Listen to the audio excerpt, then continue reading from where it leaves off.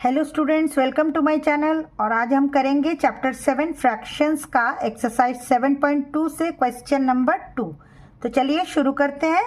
Question 2 है express the following as mixed fractions. यहाँ पर कुछ फ्रैक्शंस हैं, उन्हें आपको मिक्स्ड फ्रैक्शन में लिखना है। मिक्स्ड फ्रैक्शन क्या होता है वो मैंने इंट्रोडक्शन वाले वीडियो में, फ्रैक्शन का जो इंट्रोडक्शन का वीडियो है उसमें बताया है। आप लोग डिस्क्रिप्शन बॉक्स में जो प्लेलिस्ट है वहाँ जाकर भी एक बार देख सकते हैं। और मैं एक बार दोबारा आपको समझा देती हूँ। मिक्स्ड फ्रैक्शन कब बनाए जाते हैं? जब भी फ्रैक्शन इम्प्रॉपर हो तभी मिक्स्ड फ्रैक्शन बन सकता है। इम्प्रॉपर का क्या मतलब होता है? जब डिनोमिनेटर न्यूमरेटर से छोटा हो। When denominator is lesser than numerator. जहाँ जैसे इस वाले फ्रैक्शन में देखिए डिनोमिनेटर न्यूमरेटर से छोटा है, तो इसे हम कहते हैं इम्प्रॉपर फ्रैक्शन।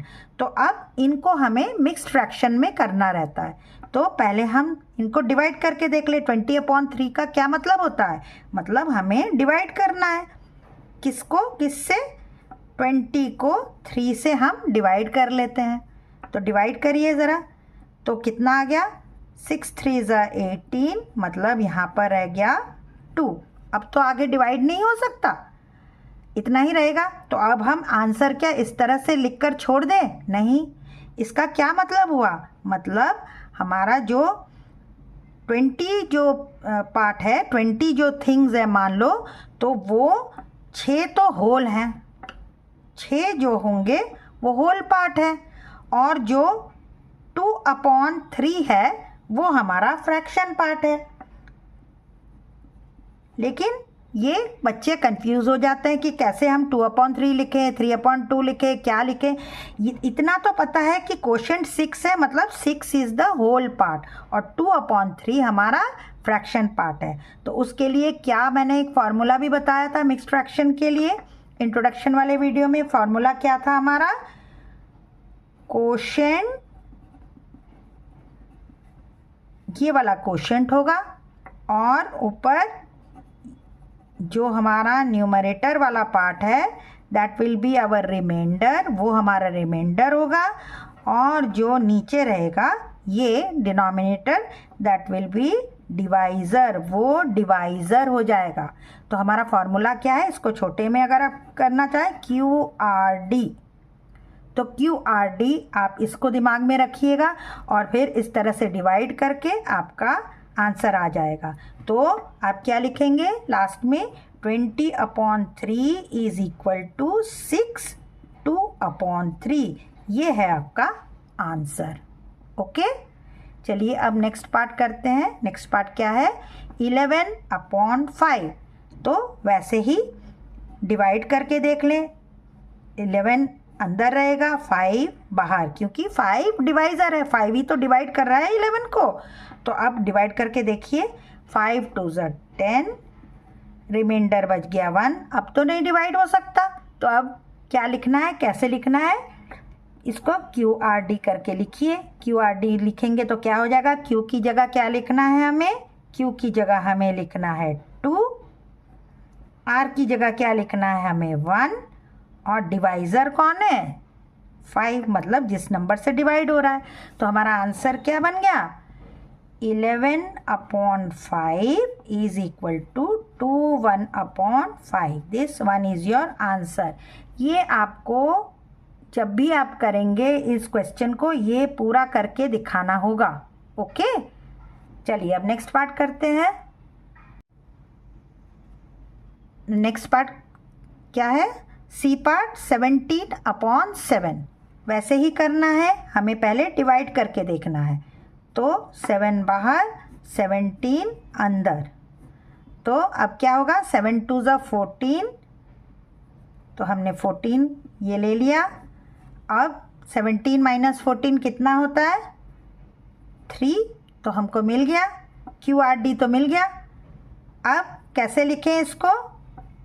अगर आपको याद नहीं है तो आप इस तरह साइड में एक बार लिख लीजिए QRD, और अब लिख लीजिए 17/7 इज इक्वल टू, Q की जगह कोशेंट, कोशेंट कितना है? 2, रिमाइंडर कितना है? 3, और डिवाइज़र कितना है 7। मतलब अगर हम 17 चीज़ों को अगर बांटे 7 लोगों में तो 2 तो पूरे मिलने वाले हैं। मतलब 2, अगर मान लीजिए 17 टॉफ़ीज़ हैं तो 2 टॉफ़ीज़ तो ज़रूर मिलेंगी हर बच्चे को, और बाकी 3/7 और एक्स्ट्रा मिलने वाला है, तो 2 तो होल होगा ही। ओके, चलिए अब नेक्स्ट पार्ट करते हैं, D part. D part is 28/5।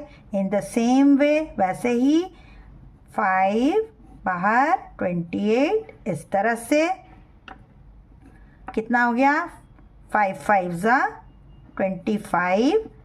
कितना रिमाइंडर बच गया, रिमाइंडर बचा 3।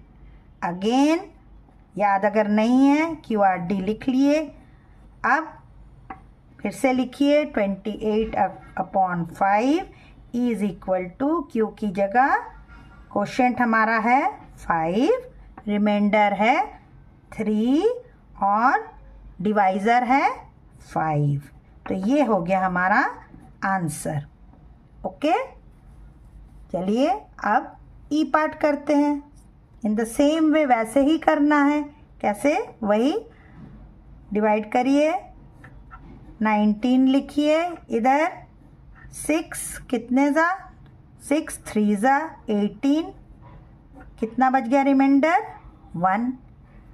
याद अगर आपको नहीं है तो आप कहीं लिख लीजिए QRD और फिर सीधे लिखिए 19/6 इज इक्वल टू, कोशेंट क्या है हमारा यहाँ 3 है, रिमाइंडर क्या है 1 है और डिवाइज़र क्या है 6। तो आंसर क्या आ गया 3 1/6। जब बोलेंगे आप इसको तो क्या बोलेंगे 3 1/6। This one is your answer. Okay, चलिए अब F पार्ट करते हैं, 35/9। इन द सेम वे 9 लिखिए यहाँ, ये लिखिए 35 और 9 कितने ज़ा 35।